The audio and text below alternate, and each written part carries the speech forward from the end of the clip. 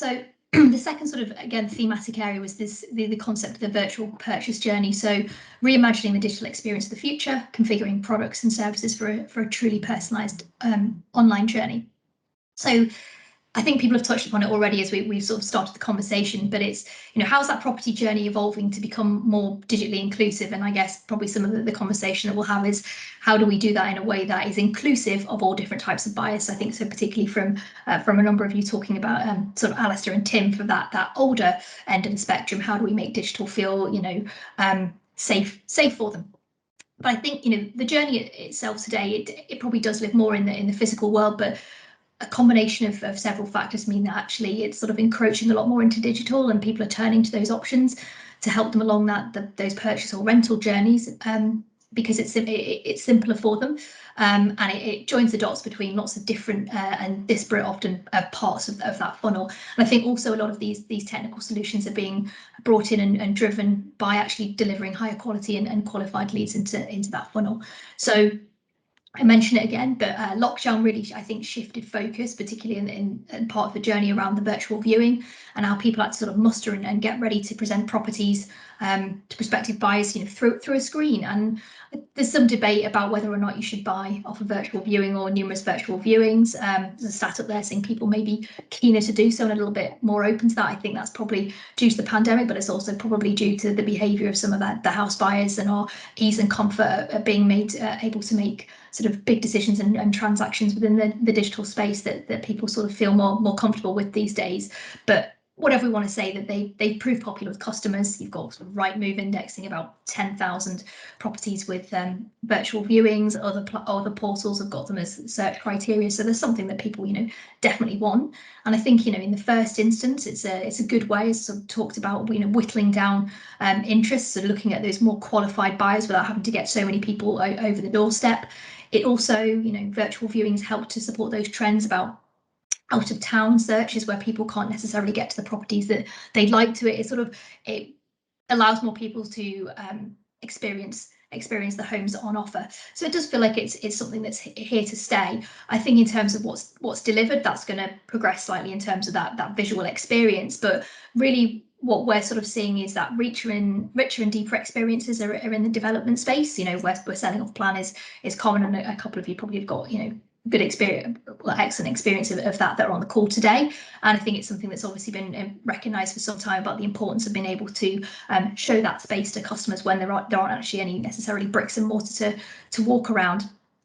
But I think what we're sort of seeing is a step up in the technology that's being used to make those experiences a lot more immersive than they have been in the past. And as technology's got easy to access and it actually renders better experiences, and more people are more inclined to use them. So you've got the example of some of the housing associations, so Thames Valley, who've been kind of integrating a lot of different technical solutions into their offering, have created VR versions of their homes, as have others in the sector. So giving the customers a real feel of what it could be like to walk through the door into that space and think about yourself sitting at that kitchen table, etc. But it's not only, I think, selling off plan where the virtual viewing is key, but also looking at that configuration process. So imagining what your actual home could look like. What does that kitchen, what are those tiles, carpet, etc. And we know from sort of our work with the likes of the Barratts that the configuration from a customer's perspective is hugely important, but also from their perspective, as it is a big revenue driver.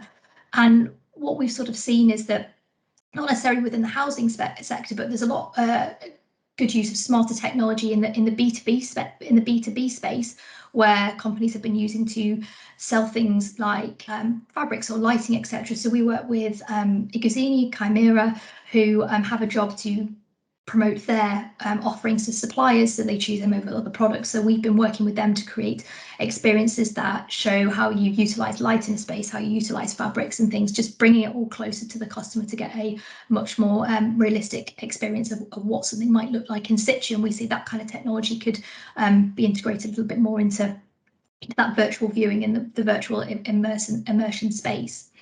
And I think sort of that aside, in terms of the broader journey, I think, post-pandemic, it's recognised by everybody that the house buying, renting process can be quite lengthy.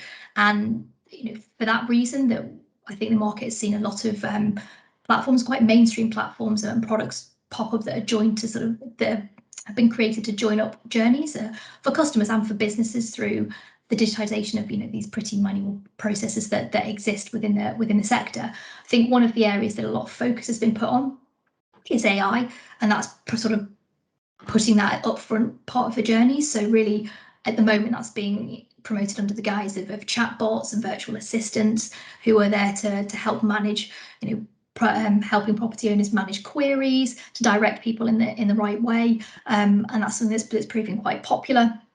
We see Thames Valley again popping up, doing stuff in the AI space. You have Ocean Apartments, which is an AI powered assistant that drops into site experiences to basically reduce customer acquisition costs.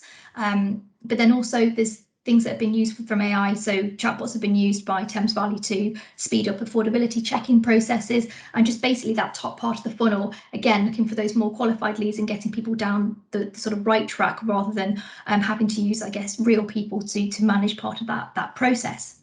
And sort of when you move towards that pointier end of the funnel, you've got new platforms like Your Keys, which Zoopla have put out in market, which is actually managing the sale of new build properties, streamlining that whole process from reservation to exchange to completion, and then going into that aftercare piece, which Rick is going to talk to you a little bit more after this. And then that just integrates seamlessly into other platforms, sort of building that more multi-piece stack.